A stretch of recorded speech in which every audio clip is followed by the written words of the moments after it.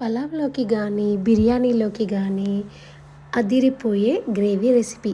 అస్సలు శ్రమ లేకుండా ఇంట్లో ఉండే పదార్థాలతో చాలా ఈజీగా చేసుకునే రెసిపీ.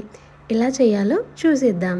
ఒక మిక్సీ జార్‌లో ఎండు కొబ్బరి ముక్కలు, యాలకులు, లవంగాలు, అల్లం, టొమాటోలు, గసగసాలు, ఇంకా కొత్తిమీరలు, కొద్దిగా ఉప్పు వేసి మిక్సీ పట్టాలి. మెత్తగా పేస్ట్ లాగా చేసుకోవాలి.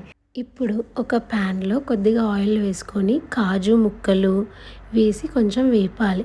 వేగాక ఇందాక మిక్సీ పట్టిన మిశ్రమాన్ని కూడా వేసి మంచిగా కలుపుకోవాలి. ఇందులోనే తగినన్ని నీళ్లు పోసి కొద్దిగా ఉప్పు ఇంకా కారం కూడా వేసి మూత పెట్టి ఉడకనివ్వాలి.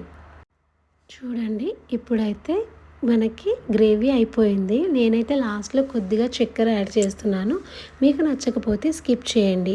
అలాగే కాస్త నెయ్యి కూడా యాడ్ చేసి స్టవ్ ఆఫ్ చేస్తే అంతే, రెడీ. బిర్యానీలోకి కానీ చపాతీలోకి కానీ చాలా బాగుంటుంది.